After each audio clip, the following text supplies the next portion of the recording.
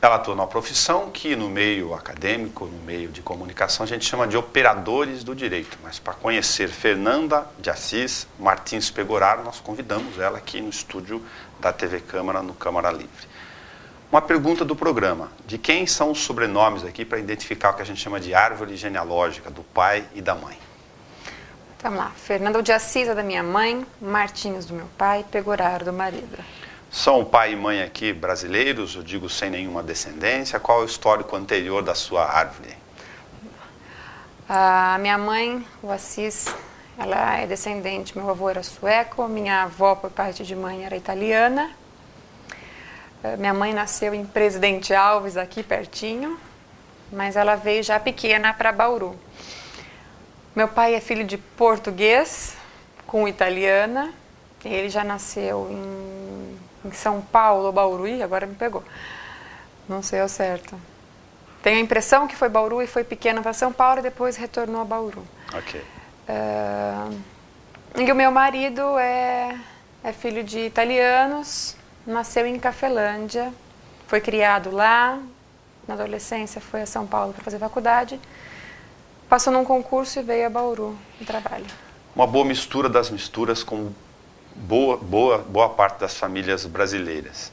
Onde você se identifica nessa árvore genealógica? Ou você nunca parou para pensar nisso? Onde que eu tenho um pedacinho de mim, do que a gente chama de transferência de informação de intergerações na psicologia? Né?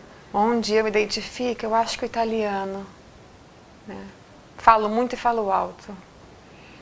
Gesticula, aquela coisa. No dia a dia, na relação com você com o trabalho, só tenho essa fração de recorte para comentar, você parece ser um pouco mais tímida, ou não? Depende. Aqui é o momento já que eu fico mais retraída. Fora do meu ambiente, às vezes eu fico um pouco mais tímida, mais fechada, encasulada. Dentro dos meus ambientes familiares, de amigo... É natural. Aí é natural, me solto. Profissional também, onde eu tenho meu espaço, talvez eu me coloque um pouco mais. Né? As pessoas brincam quando estão comigo que elas têm que pedir senha, porque eu não costumo dar muito espaço para mais ninguém conversar. Ah, brincam isso com você? Brincam. Entendi. Qual a memória emocional que você tem da sua infância? Quando você pensa nela, o que lhe vem à cabeça? Ah, muita coisa. Minha infância foi muito, muito, muito boa.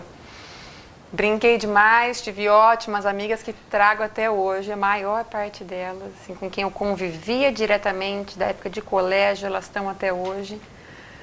Brinquei muito, fiz muita molecagem, tanto na infância quanto na adolescência. Morou durante muito tempo na primeira infância, no mesmo endereço? Morei até os meus 9 anos na Monsenhor Claro, é uma quadra ali de onde eu estudava. Eu estudei no Prevê. E morei ali logo virando a escola. Pertinho. Logo na primeira quadra. Até os 9. Então ali era até um acesso fácil. Os amigos já saíam de casa, íamos em 4, 5 amigas ali, já almoçavam, ficavam, brincavam. Depois eu me mudei ali ao lado da escola Viver. É uma chácara, meus pais. Então também até pelo ambiente, a frequência de amigos era muito grande. O espaço também para brincar era bastante...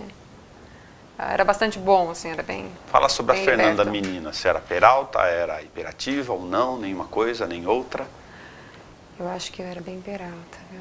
É? Acho que dei bastante trabalho. Brincava bem. Você também tem coleção de Barbie? Tenho, nossa senhora. E como? Tem algumas guardadas até hoje, que eu não... Tenho aquele carinho, ali, põe na caixa... E que um dia vai ser da minha filha. Acho que ela não vai querer, na verdade, que ultrapassou a 10. Você está falando da Helena aqui, A para já Helena. inserir. Você tem um casal. Eu tenho um casal, tenho um menino de 5 anos e a menina de 2. Se ela atacar suas bonecas, tudo bem? Tudo bem, tudo bem. Para filha a gente acaba fazendo algumas concessões. Por que direito? Porque direito, eu acho que eu sou uma contestadora nata. Eu sempre gostei do embate. Sempre gostei de me posicionar, gostei de defender posições. Eu acho que isso é um perfil bem delineado, inclusive, desde que eu sou muito pequena. Você fez direito na Instituição Toledo de Ensino, a IT aqui de Bauru, aliás, filha dos filhos do direito aqui na cidade, por uma questão de tradição de muitas famílias. e depois foi fazer pós na PUC em Direito Constitucional. Por que Direito Constitucional?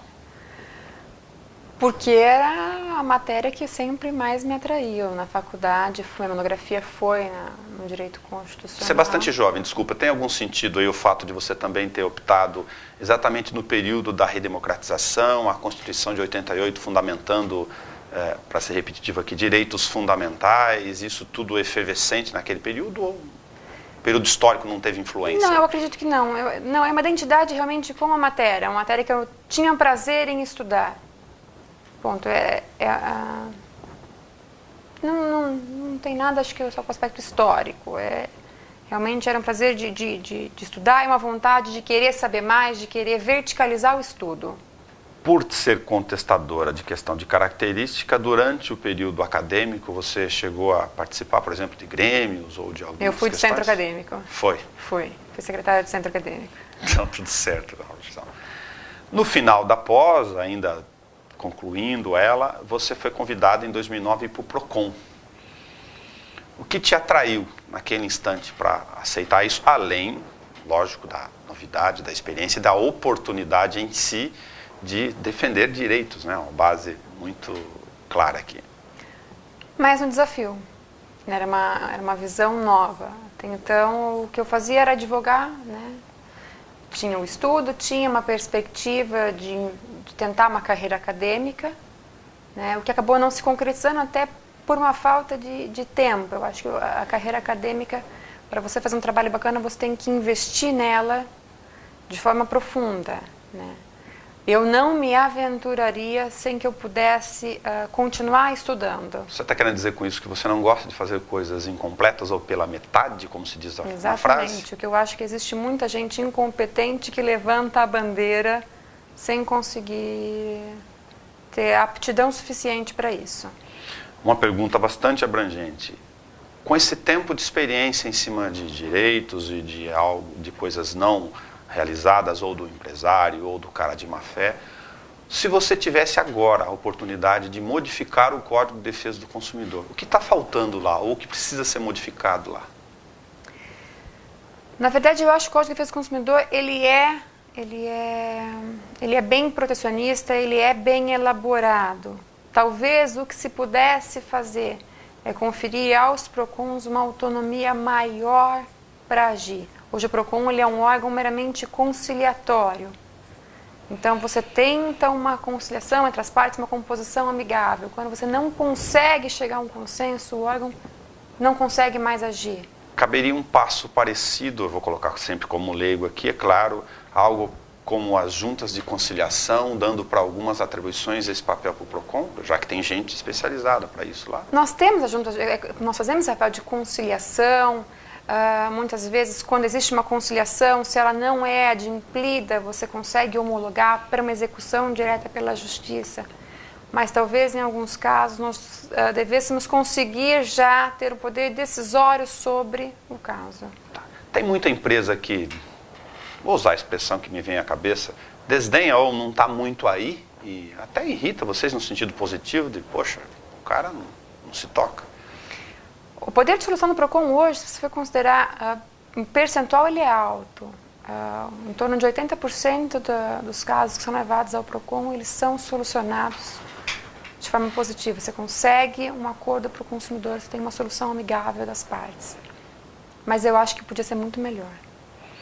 Entendi. Esses 20% são grandes. Você fala assim, você tem um poder hoje de autuar, você multa as empresas, mas essa multa, o que ela tem revelado é que ela não é um valor que consegue ainda atingir a empresa a ponto dela modificar a postura. Então a gente trabalha secando o gelo.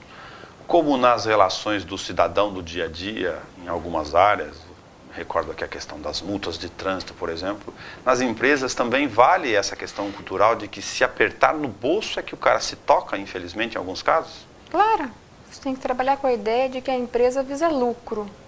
Se a prática dela infratora ainda vai trazer mais lucro do que a penalidade que ela vai ter por aquela conduta violadora, ela vai continuar praticando. O brasileiro vive no dia a dia, eu queria saber se você recolhe esse sentimento também em algumas áreas, uma questão de frustração da relação de aplicação das leis. Ele se sente cidadão, principalmente aqueles que estão um pouco mais atentos, não são ou tão alienados, ou alienados por completo, ou não são tão passivos diante da relação de obrigação de cidadão e de direito também no dia a dia. Do ponto de vista específico da questão da frustração, para não ficar abrangente, vou pegar um exemplo. A lei do call center. Era para atender em tantos segundos, dar o protocolo no início. Se você pegar algumas áreas, estou colhendo isso da observação do dia a dia, as pessoas se sentem frustradas. Vale esse sentimento? Ele é real ou não? O consumidor ele tem que olhar e fazer uma autocrítica. Ele pode se frustrar, mas antes de se frustrar, ele deve ter autocrítica. Qual é o papel dele nessa autocrítica? Tá, ele se depara com uma situação que é violadora do seu direito. Diante disso, o que é que ele faz? Porque você tem mecanismos para denunciar essa irregularidade. Ele denuncia? Não. Ele desliga o telefone inconformado e sentado no sofá da casa dele ele reclama. Mas ele é incapaz de se movimentar no sentido de buscar uma solução para aquilo. Para as pessoas se identificarem, o cara acaba perdendo, às vezes, 40 minutos na operadora de TV a cabo, que fica naqueles labirintos intermináveis de comunicação e não faz essa outra medida. Não, não faz. Ele não busca, ele não denuncia. E muitas vezes você faz isso pela própria internet, você consegue buscar o acesso no PROCON e denunciar aquela situação, aquela irregularidade. Quase tudo pode ser feito pela internet? Quase ou muito? Tudo. É? E aí você consegue o quê? Jogar para o PROCON números. Primeiro, conhecimento da situação irregular. Segundo, números. Porque isso é importante para o PROCON. Então, eu te trago uma outra situação recente. Infelizmente, nós temos hoje as agências reguladoras que muitas vezes não trabalham a favor do consumidor. Tá? Então, um caso mais recente é a questão da franquia de internet ilimitada. O consumidor tinha esse acesso. Se ele chegava, ele consumia todo o acesso dele da internet, ele tinha a velocidade dele reduzida, mas ele continuava acessando. Então, ele conseguia acessar o WhatsApp, ao Facebook. A nossa agência reguladora foi lá e regulamentou que as operadoras podiam tirar esse serviço. Acontece que essa resolução da Anatel, ela é hierarquicamente inferior ao Código de Defesa do Consumidor. E o Código de Defesa do Consumidor diz que não pode haver a alteração lateral do contrato, muito menos em prejuízo do consumidor. Quer dizer, essa cláusula não tem validade. E as operadoras tiraram esse benefício do consumidor. E nós já alardeamos isso em vários meios de comunicação. Porque nós queremos que o consumidor lesado, e isso é um número absurdo de consumidores, porque são todas operadoras, ele leve essa informação para a gente, para que a gente tenha números e para gerar ranking, gerar estatística, gerar dados. Nós não temos mais que 10 consumidores que foram até lá. Agora, se você perguntar para cada um desses se ele aceita, nossa, vai ter um número enorme de gente inconformada. Imagina que absurdo, tiraram o meu serviço de internet. Vamos fazer uma campanha pela internet, então. O pessoal gosta muito de WhatsApp e de Facebook, claro. E usa isso a favor claro, da relação. Se você for usar o teu SMS, você vai gastar um horror.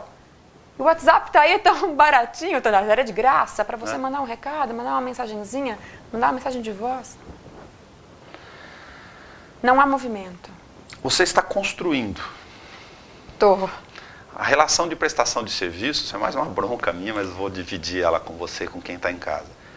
O boom da construção civil, o que eu estou querendo dizer como tema, para não ficar nisso especificamente, é fazer uma abrangência, uma contextualização. O mercado de construção civil sofreu uma desconjuração, enfim, um desarranjo das relações naturais toda vez que a oferta gigantesca cai sobre um determinado segmento. Isso já deve ter em outras áreas acontecido com vocês lá. Mas é uma área muito específica. Aí todo mundo foi trabalhar para construir o Minha Casa Minha Vida, o boom da construção civil, enfim, Bauru em particular. Isso explodiu. Nossas cotas são muito altas nesse mercado. O que aconteceu? Não tem mão de obra. Aí qualquer um pegou uma pá de pedreiro na mão para fazer um assentamento de um tijolo. Qualquer um pegou um alicate para cortar um fio e colocar em casa. Deve ter tido curto-circuito à torto direito.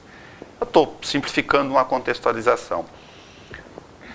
Nessas relações de serviços, principalmente na área de informais, há algo a evoluir para fazer essas conexões de defesa ou de construir uma relação melhor ou não? É uma questão de mercado. Você disse se existe uma... No sentido Os mecanismos do... Estou pensando no cidadão aqui, colocando para você a prática em relação ao caso. Não se encontra, ou é muito difícil encontrar pedreiros que trabalhem direito, pedreiros que não deixem na mão, eletricistas que não deixem na mão, encanadores que não deixem na mão, o cara que conserta o portão eletrônico, é um serviço o cara muito que mexe informal, com a internet. né? O problema é que é uma relação tratada de maneira muito informal. Né? Muita gente pode ser especialista nessa área aí, aspas. O problema é assim, na hora de você contratar, as pessoas elas não têm um cuidado também de formalizar aquilo da forma adequada. E ainda que o tenham, aquele fornecedor de serviço, até pela maneira como ele é cumprido, ele não se sente vinculado a levar aquilo a cabo, a sério. E eu percebo isso também aqui do outro lado, como consumidora. Falar, né, que existe uma maneira de você selecionar melhor, infelizmente eu não vejo uma maneira... Nesse caso acaba sendo refém de uma realidade de mercado. Exatamente. Pouca mão de obra em função de uma realidade. Pouca mão de obra qualificada, existe hoje a falta disso, né? O que o consumidor pode fazer só para se resguardar é, na verdade, lembrar que aquela relação ela também deve estabelecer parâmetros. E esses parâmetros são quais? A formalização por contrato, onde o consumidor, ainda que de forma simplista, né, um papel, um pedaço de papel, uma caneta, ele coloca as obrigações de ambas as partes. Vamos ser justos, ninguém faz isso. Não faz. Uma folha lá, eu sou Nelson, você é Fernando, você vai Não, prestar Nelson. tal serviço para mim, para completar tal coisa, ao custo de. Não faz. E esse é o grande problema. Porque fica difícil você conseguir exigir alguma coisa. Né? O que eu procuro fazer, né? Enquanto alguém que, você tem um conhecimento técnico da área, pelo menos eu peço, então, no orçamento que ele vai me fornecer, que ele elenque ali todas as obrigações que ele está assumindo, todo o serviço que vai ser prestado e o prazo que ele vai me prestar aquele serviço e qual o valor. Pelo menos eu vou tentar amarrar o serviço que ele está me dando e o prazo que ele está me dando para cumprir. E a única forma da gente conseguir nessa mão de obra informal, até porque depois você não sabe onde você vai achar aquele pedreiro, onde você vai achar aquele pintor, é segmentar o pagamento. Você é esposa, mulher, mãe e coordenadora da área de direito de defesa do consumidor. Esses elementos todos, quando você é consumidora, fazem diferença? Você chega a ser chata com bula, com data de validade, com selo do Inmetro? Sou chatíssima. É? Eu sou um pouco chata. Daniel detesta ir comigo em vários lugares. Ele detesta ir comigo em mercado. Porque se eu vejo alguma coisa na prateleira vencida, na verdade eu vou e ponho, tá aqui. Eu exijo. E se eles não querem cumprir, se tiver que bater ali, eu bato. Ontem mesmo eu fui a uma consulta. Estava marcada para 5 da tarde. Depois de 1 hora esperando, eu não fui atendida. Eu pedi para riscar. Peça para avisar o médico que eu estou indo embora, porque depois de 1 hora não ser atendida, eu acho uma falta de respeito. Porque eu procuro estar pontualmente no lugar que marcam. E eu acho, de fato, uma falta de respeito o médico largar 1 hora esperando. Se é um pediatra, você fala, pode ter uma intercorrência com outros pacientes, e a gente tem que ter uma compreensão. O endocrinologista não tem muito o que variar. E eu acho que todo mundo fizesse isso, mudava a forma da prestação do serviço. Sim. Então, em vários lugares eu tento me colocar. Se eu vou em algum lugar e falo, é uma promoção. Não, aqui nós não acertamos pagamento em cartão de crédito em promoção. Eu sinto muito, você vai aceitar, você tem porque não pode ter a distinção. Você tem a impressão, é mais filosófica que eu vou falar, mas de que a nossa cultura de passividade é tão grande, a gente está falando numa área vasta aqui da relação de consumidores, se você ficar atento todo dia, você vai fazer uma lista grande, tal qual as possibilidades de intercorrências nesse campo, que aquilo que é direito acaba virando como sinônimo de chato, te taxam de chato por você defender aquilo que é seu, que é direito teu. Uma inversão Exatamente. De lógica gigantesca. Eu mesma acabei de me achar chatíssima, mas é isso. É cultural, parece. As pessoas elas estão acostumadas a aceitar que a coisa não seja cumprida como deveria ser. Você acha tempo para fazer o quê quando você não é nem mãe, nem coordenadora do PROCON? As coisas que eu gosto de fazer quando eu tenho tempo, eu gosto de ler livro, eu gosto bastante. Procuro encaixar sempre num tempinho que eu tenho. Seu leque de literatura é aberto? Tem alguma coisa específica que você mais gosta? Eu gosto de romance, principalmente o épico. Gosto bastante. Procuro toda semana ir à academia, daí já tem meu horário com o meu personal, que é para ter até o compromisso de ir, porque senão a gente acaba sempre deixando de lado. Né? Nesses casos, se não tiver rotina e disciplina, acaba dançando. Acaba ficando sempre em último plano. Quando... Para entender aqui, para as pessoas entenderem em casa, tem um filho de 5 e uma filhinha de 2. De 2 anos. Consomem tempo. Sim, criança energia consome também. Energia principalmente. O tempo que a gente passa com ele suga. Procuro assistir bastante filme, que é uma coisa que me dá um prazer enorme. Mas eu não vou muito além disso, ultimamente. Qual o livro que está vagando ali, próximo de você na cabeceira? Não está momento? vagando, você não lido. Naquele tempo. Naquele tempo. De quem é, você lembra? Ai, o nome dele é Denis Leane. Tá. Tudo bem. Você faz dieta? Sempre.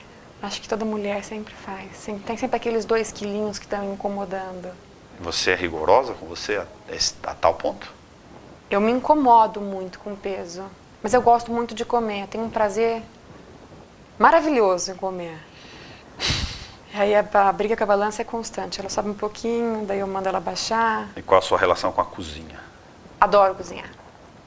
Gosto mesmo. Acho uma coisa extremamente prazerosa, uma terapia. Do que a gente já falou aqui, talvez seja a mais fácil de responder. O que te irrita?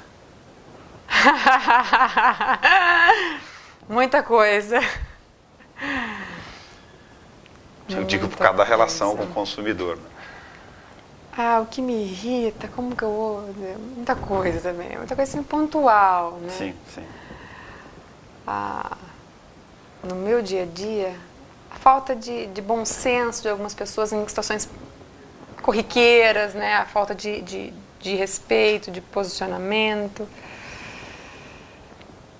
O que mais que eu posso falar? Você reconhece que, até equivocadamente, por uma relação natural de repartição de tempo e de relações profissionais no dia a dia, dos seus amigos, da sua família, que para um determinado grupo, aqui não estou discutindo nem valorando se acha isso bom ou ruim, mas para apenas identificação, que algumas pessoas te acham equivocadamente sisuda? Acham. As pessoas às vezes falam que eu sou metida, elas falam que eu sou sisuda. Mas não é por nada. Eu não me vejo dessa forma, né? Porque as pessoas falam, você é metida. Não é. Eu tenho uma dificuldade muito grande, realmente, em guardar fisionomia e em guardar nomes. Então, muitas vezes, em algum lugar, eu realmente não reconheço. As pessoas falam, ela é metida. Não é, eu não identifiquei.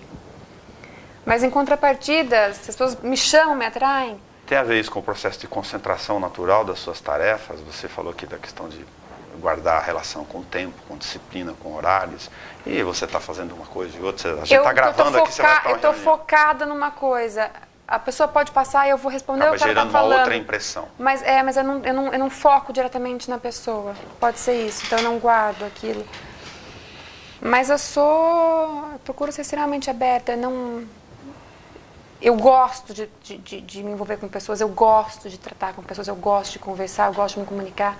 Se eu estiver na fila de mercado, já é um pouquinho grande, eu encosto no vizinho, puxo assunto. Eu adoro falar, eu adoro me comunicar, me relacionar.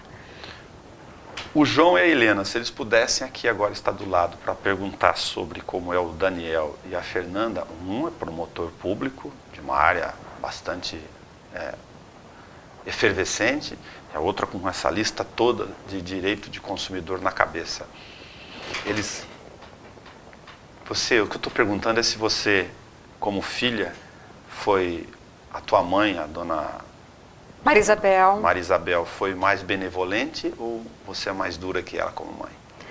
A minha mãe eu acho que ela era muito melhor que eu, ela era mais mansa.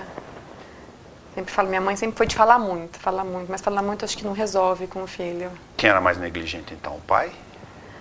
No sentido de Não, os dois sempre permitir foram, mais... eles eram mais permissivos. Eu acho que eles eram menos duros do que eu sou. Às vezes eu me cobro, me sinto mal até.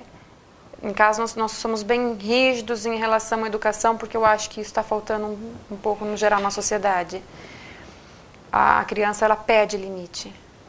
E nós procuramos dar bastante. Então você já leu o Shinyashiki, mais um monte, que dizer não é uma forma extrema de amar.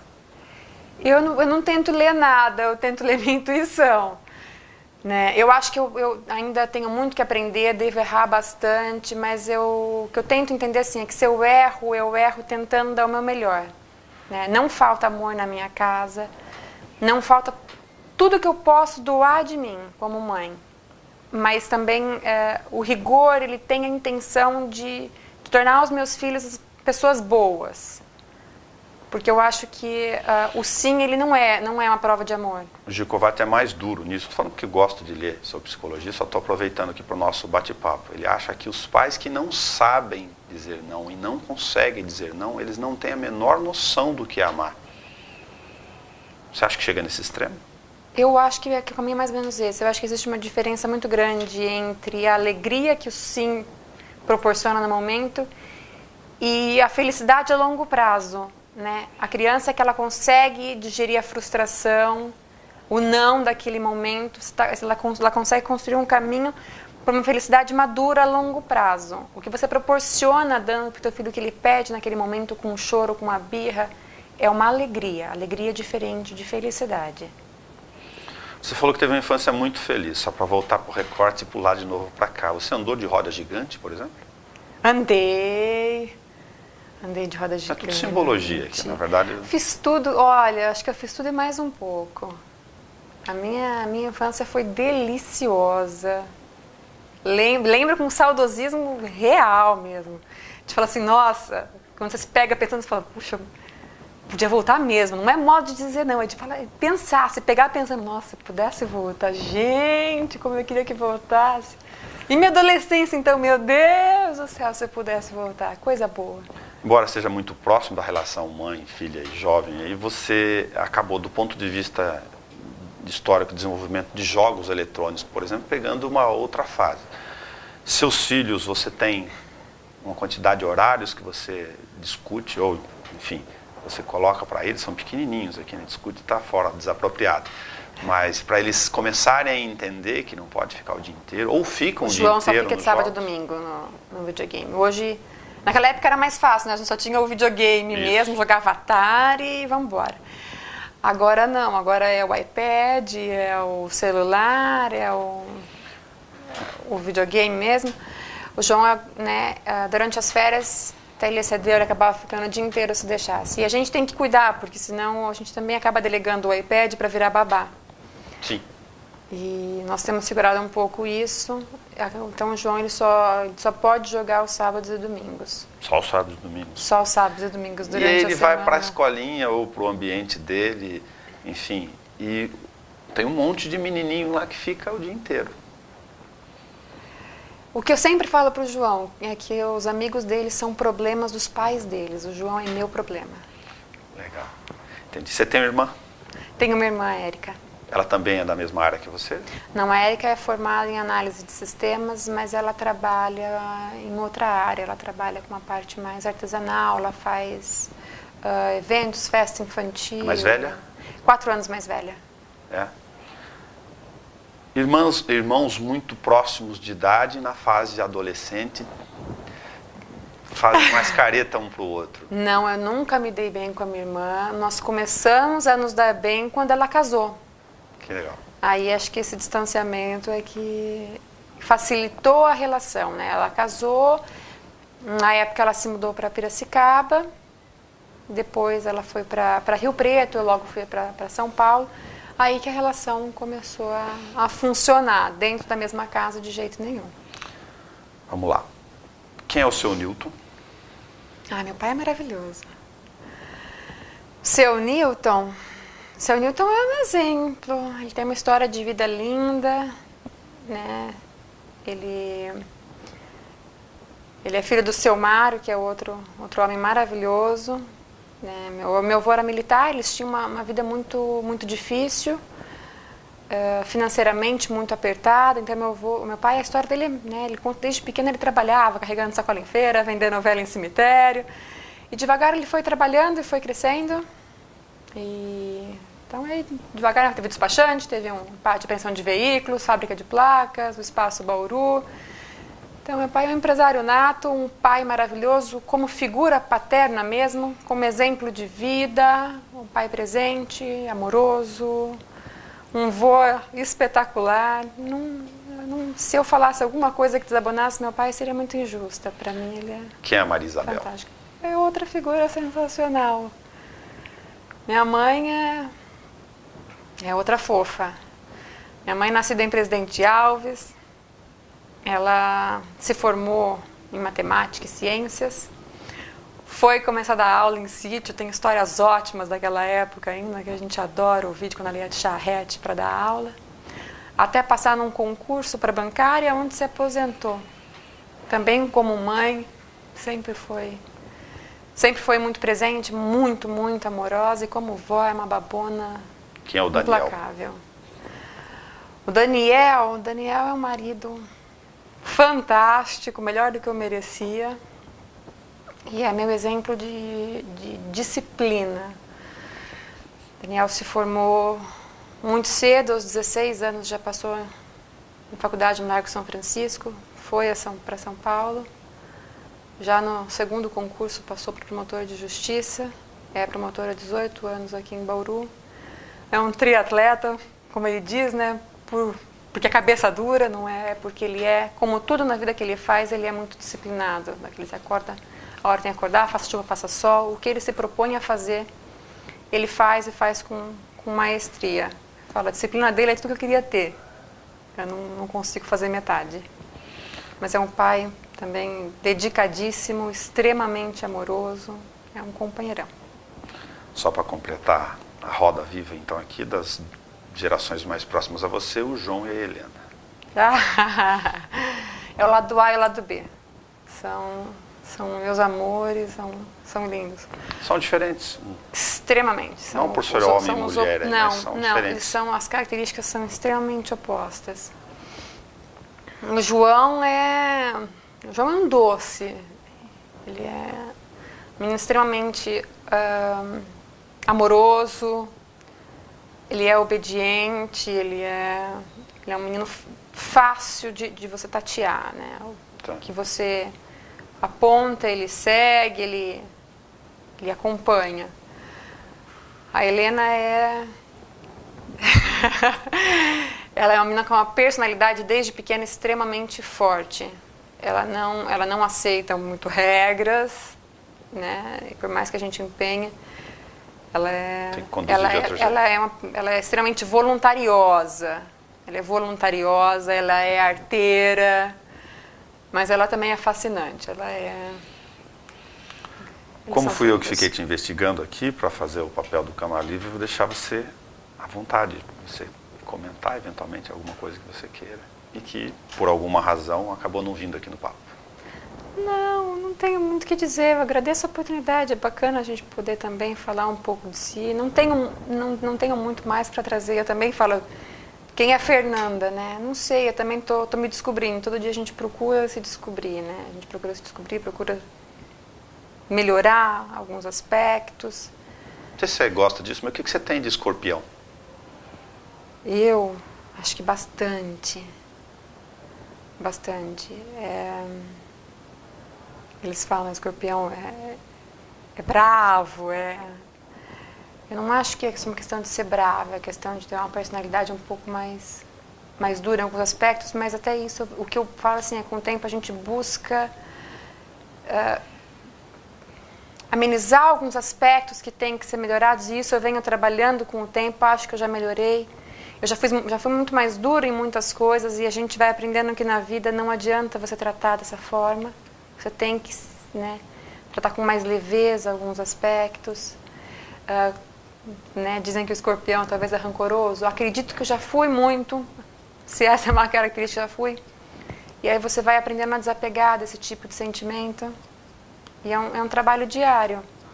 Mas também acho que eu sou extremamente apaixonada pelas coisas que estão à minha volta, extremamente amorosa e fiel àquelas pessoas que eu gosto, que são os meus amigos.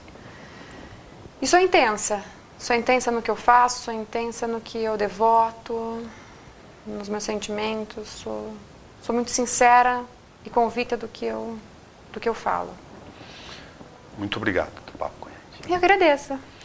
Câmara Livre toda terça e quinta às 19 horas, pelo canal 60.3 UHF Digital, sinal aberto, e no 10 da NET. Em breve no 93,9 a FM Rádio Câmara.